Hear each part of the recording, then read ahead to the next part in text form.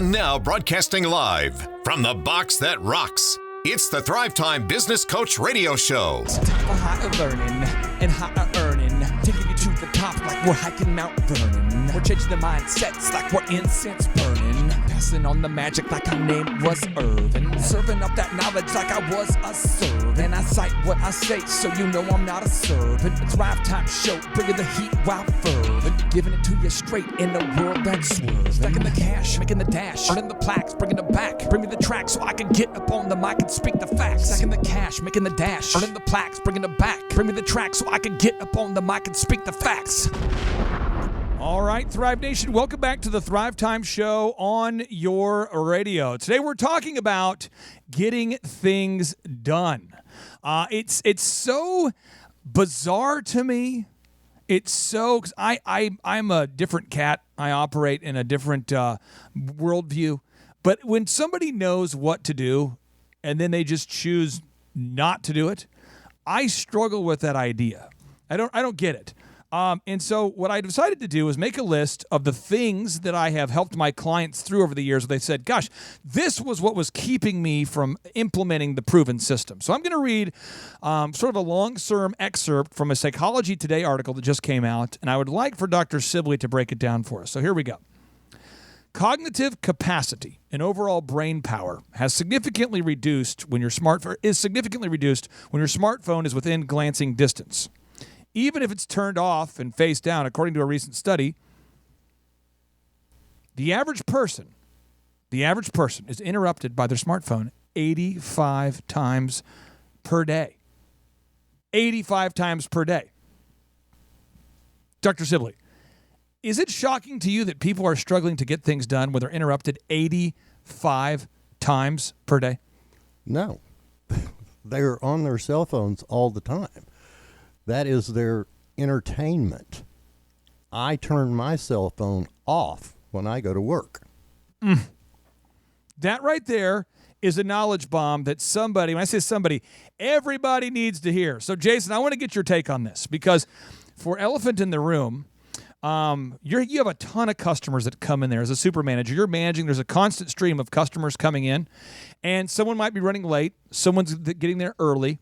Somebody's going on break. Towels need to be folded. Paraffin needs to be replaced. Product needs to be replaced. There's a lot going on. And I've watched you do it personally. I've seen you on the camera do it.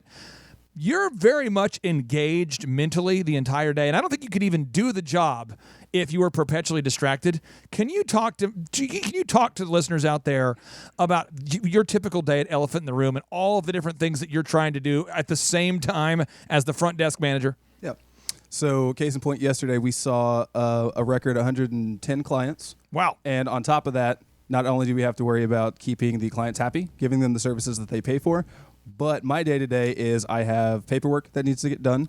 Right. I have the registers that need to be checked in, checked out, managing a team of 10 stylists and assistants. We've got laundry every 30 minutes. We've got products to restock. So I don't have downtime to focus on a cell phone. So I have tasks I need to do. So during this study that's on Psychology Today, you can read it, Are Smartphones Making Us Stupid? It goes on to say, during this study, the University of Texas Austin researchers found that someone's ability to hold and process data significantly improves when their smartphone is in another room. They go on to explain that people are mentally processing life at a third grade level when their smartphone is present. People are driving cars with their smartphones. People are texting at the front desk. The other day, I went to buy gas, not from a Quick Trip, which is a poor life decision on my part. I go in there, and the guy is literally on his smartphone the entire time, texting back and forth, not paying attention. And so we get back to the core idea we want to teach during this specific edition of the Thrivetime Show is in order to get stuff done, you've got to minimize distractions. And the single biggest distraction out there is that smartphone. Jason, when you manage people, I want to get your take on this and Dr. Sibley's take on this. When you're managing people, have you ever seen people pretend like they're not on their smartphone, but they are? Almost every day.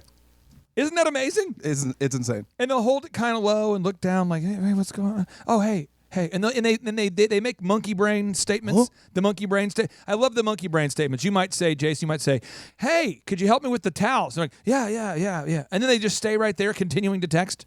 And you're like, did you hear me? And you got to keep reminding people, get off your cell phone. We're going to Mars. Oh, yeah, cool, yeah. So, Dr. Sylvie, what's the justification people have when you've told them to leave the cell phone in the car? What's the justification you initially get from somebody who has to have their cell phone with them? I might have an emergency. Oh, there we go. There it is. My children might call. Now, I have a knowledge bomb for anybody out there who has that mindset.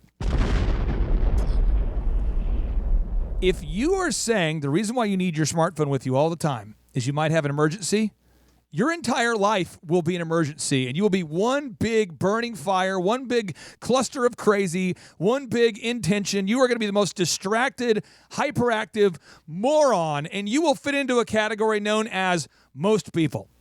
It's unbelievable. Real talk. I was driving home the other day on the creek, and I'm not kidding. I am not exaggerating at all.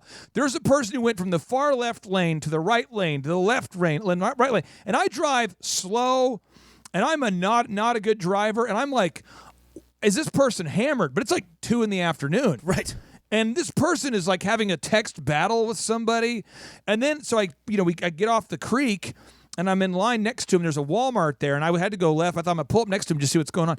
They got that massive phone, the new Apple, the big one, and they're Facebooking everywhere. They weren't even on texting. They were like writing Facebook posts, liking people, what's going on, how you doing. Is it possible, Chup, you've managed a construction crew. Is it possible to manage a construction crew or to coach a client or to have a date with your wife or to do anything productive at all while you have a smartphone pelting you with push notifications? It's absolutely impossible. Those push notifications, we've talked about it on previous shows. Was it Naval Ravikant? Yes. There's the people that designed and funded these social media networks.